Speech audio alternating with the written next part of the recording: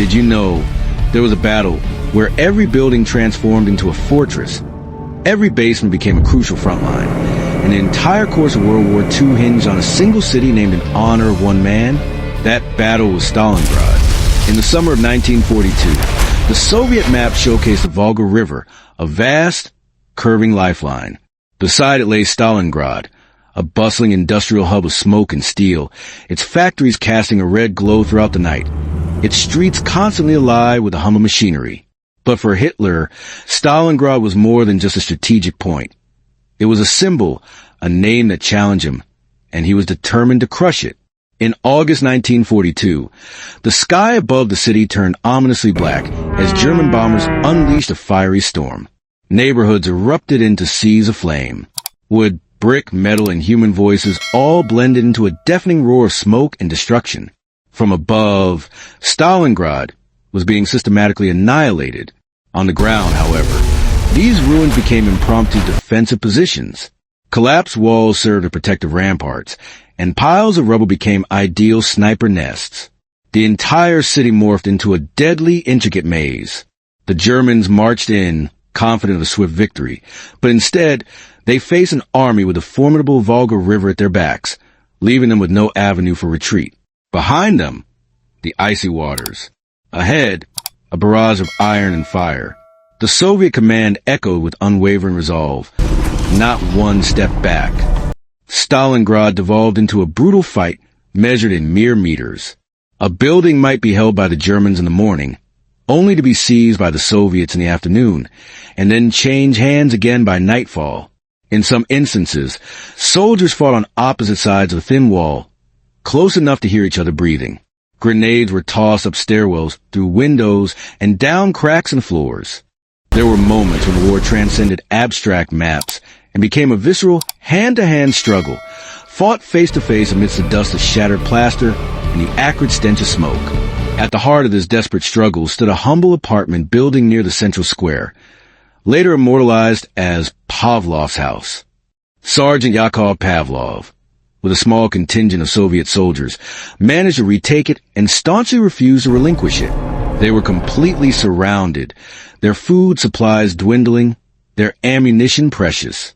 To compensate, they dug tunnels to connect to nearby buildings, strategically positioned machine guns in every window, and heavily mined the courtyard. For nearly 2 grueling months, Pavlov's house remained a persistent obstacle to the German advance.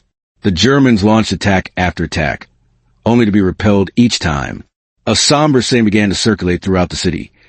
The Germans lost more men taking this house than they did taking Paris. But Stalingrad was not solely about soldiers.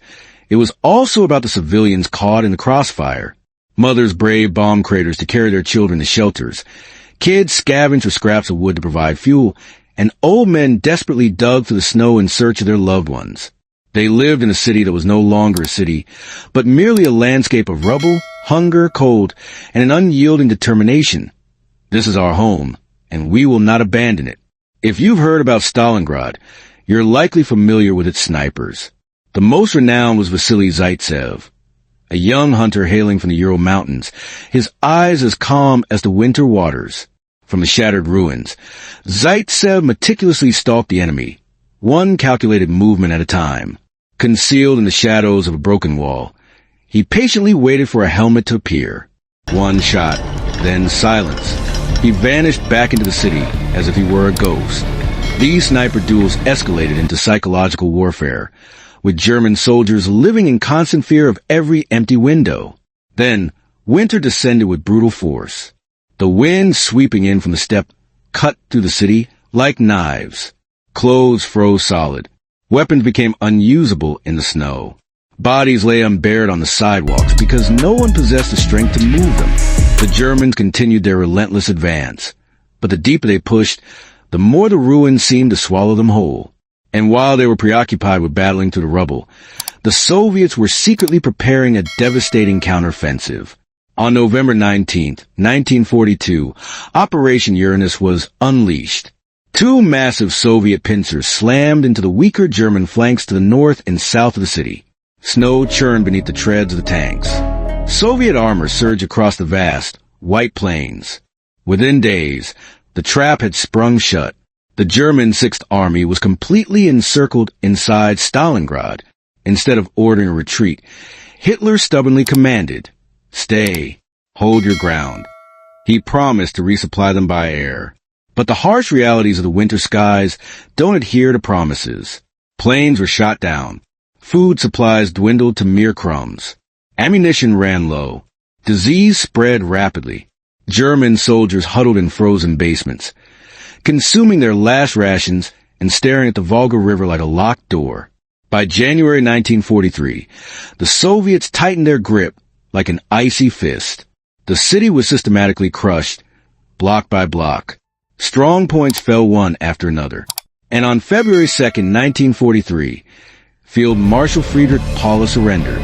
Columns of German prisoners stumbled through the snow, mere shadows of an army that had once been so confident of victory.